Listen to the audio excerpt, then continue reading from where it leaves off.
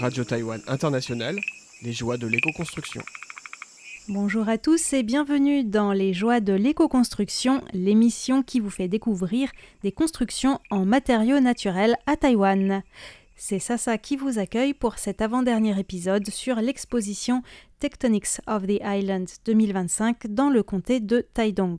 Elle présente 6 œuvres en bambou sous la supervision du commissaire d'exposition Yayu-Sin. Elle est organisée pour la 4e année consécutive par la Taiwan Bamboo Society avec le soutien du Bureau des forêts, mais c'est la première fois qu'elle se déroule sur la côte est de Taïwan. J'ai consacré un épisode à chaque œuvre, tellement il y avait de choses à dire. L'approche de chaque architecte ou designer est unique, les conditions environnementales du lieu où les œuvres sont construites aussi.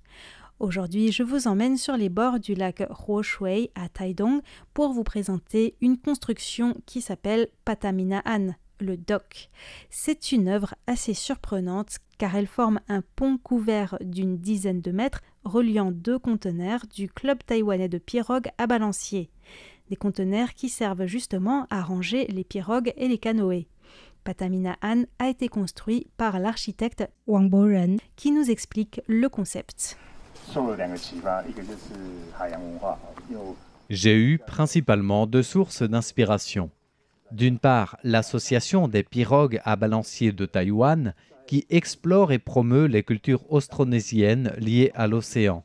Et d'autre part, le fait qu'avant l'arrivée des colons japonais, la plupart des maisons dans la région de Taitung étaient en bambou.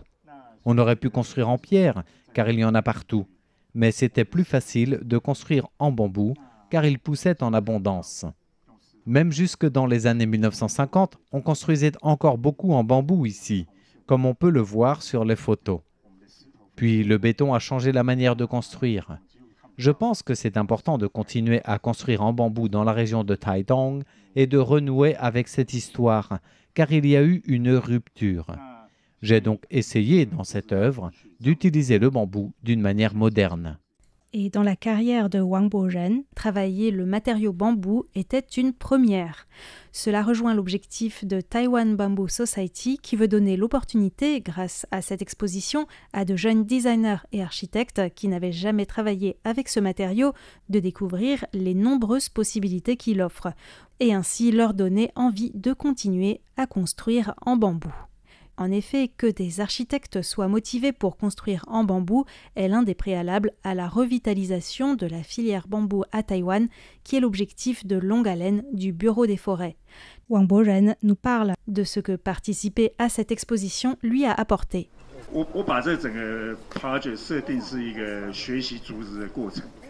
Je considère ce projet comme un processus d'apprentissage. Donc j'ai récolté le bambou moi-même et je ne me suis pas contenté de dessiner les plans. J'ai aussi construit moi-même avec une équipe. Pour le traitement, nous avons utilisé de l'acide borique, du borax et laissé imprégner le bambou une dizaine de jours. Mais je trouve qu'il faudrait qu'il y ait un grand four pour le bambou sur la côte est de Taïwan afin de pouvoir encourager plus de monde à construire avec ce matériau. Wang Boren a principalement construit en bambou Changzhizhu, Bambusa dolichoclada. C'est une espèce de bambou qui pousse en touffe et qui est donc difficile à récolter. C'est pourquoi Wang Boren a dû faire appel à un ami autochtone pour lui apprendre la technique. On peut dire qu'avec Wang Boren, Taiwan Bamboo Society et le Bureau des forêts ont gagné leur pari qui est de donner envie à des architectes de construire en bambou. Cette expérience a élargi l'horizon de Wang Boren, dont c'était la première construction en bambou et désormais certainement pas la dernière. Même si construire en bambou n'est pas vraiment facile pour quelqu'un qui est habitué à la construction conventionnelle.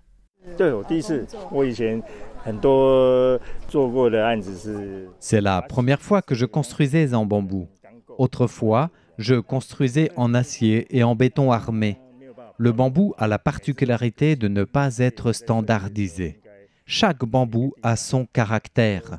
Donc c'est important de trouver le bon bambou pour le bon endroit, en fonction de ce que nécessite le design. Cela permet de réduire la charge de travail. Nous avons ainsi passé beaucoup de temps à préparer les matériaux et à observer. C'est très différent d'un chantier conventionnel en béton où tout est standardisé. Il faut observer la nature pour trouver pour chaque bambou la place qui lui correspond. D'autre part, plus que sa rigidité, il faut étudier sa résistance. C'est l'une des différences entre l'acier et le bambou. J'ai demandé à Wang Boren s'il voulait continuer à travailler avec le bambou dans ses prochains projets d'architecture. Oui, bien sûr. Ce projet m'a fait aimer le bambou. Et j'ai même en projet de construire une maison en bambou, une maison durable.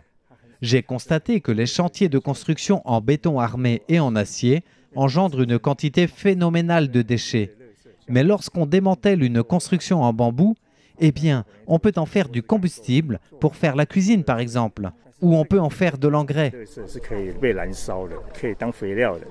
On peut sentir tout l'enthousiasme de Wang Boren, mais une raison pour laquelle construire en bambou n'est pas simple à Taïwan pour un architecte, c'est la législation.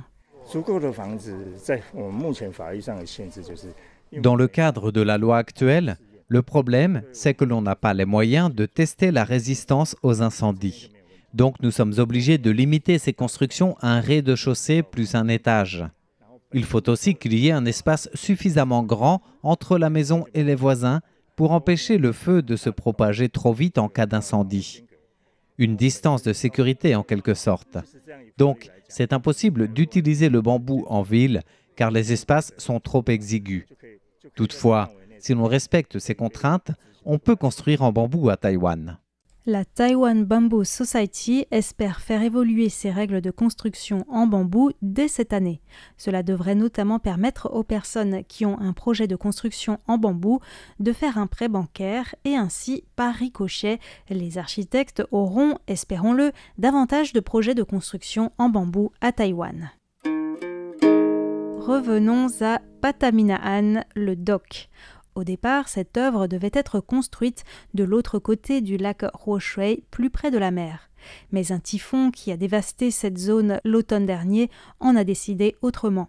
C'est là que Wang Boren a eu l'idée de relier les deux conteneurs de l'association par une sorte de pont en bambou, d'où l'on peut regarder les activités nautiques sur le lac et d'où l'on a aussi une très belle vue sur la mer et même jusqu'à l'île verte par jour de beau temps.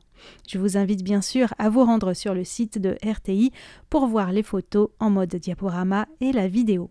Pataminaan est orienté nord-sud pour éviter le vent très fort venant de la mer qui souffle d'est en ouest. Le toit fait d'une toile blanche m'a fait penser à la voile d'une pirogue car elle n'est pas tirée au maximum et une partie flotte par moments avec le vent. Cela est lié à l'inspiration première de Wang Boren, les cultures austronésiennes, dont, d'après l'état actuel des recherches, Taïwan est le berceau avant d'avoir essaimé à travers tout l'océan Pacifique, en pirogue justement. On écoute Yvonne Jiang, la fondatrice de Taiwan Outrigger Canoe Club, le club taïwanais de pirogues à balancier. Notre association a commencé en 2002 à tisser des liens avec le monde à travers la mer, les pirogues à balancier et les cultures océaniques. Les pirogues à balancier sont très communes dans le monde austronésien et nous pensons qu'il est important que ces connaissances se transmettent aussi à Taïwan pour relier Taïwan aux autres îles. Yvonne souligne que ce n'est pas qu'un sport et cela ne se limite pas non plus à apprendre à naviguer. C'est aussi une culture et un état d'esprit, ainsi que des connaissances, puisqu'autrefois les Austronésiens s'orientaient en mer grâce à la position des étoiles.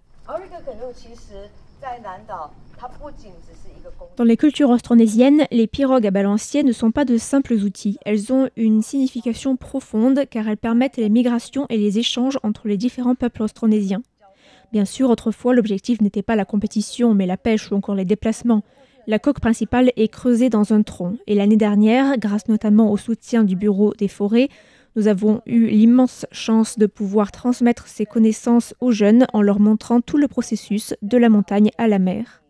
Notre association ne se limite donc pas à enseigner comment naviguer, nous transmettons aussi la culture, nous apprenons aux enfants à se familiariser avec l'eau, nous enseignons comment s'orienter en mer et les connaissances relatives à la météo. Un très beau projet donc.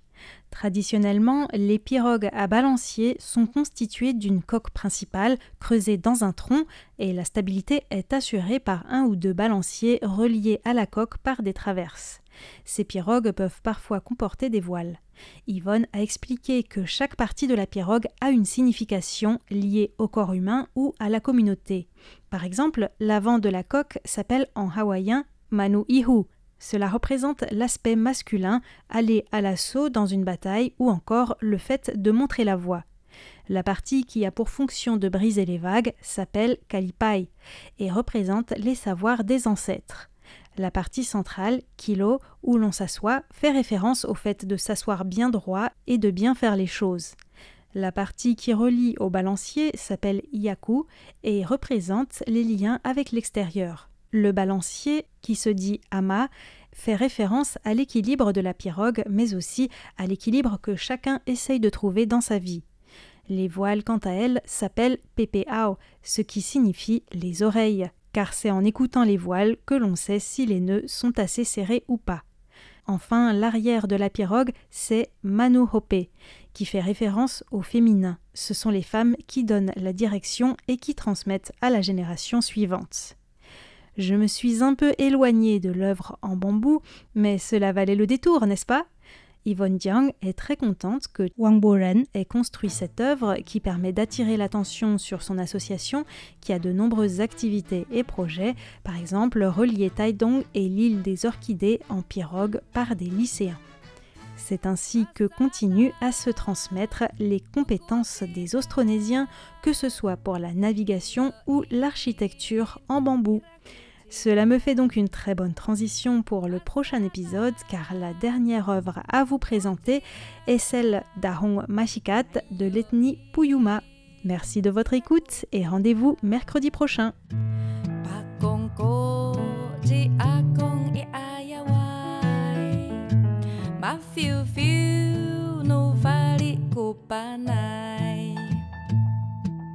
Pero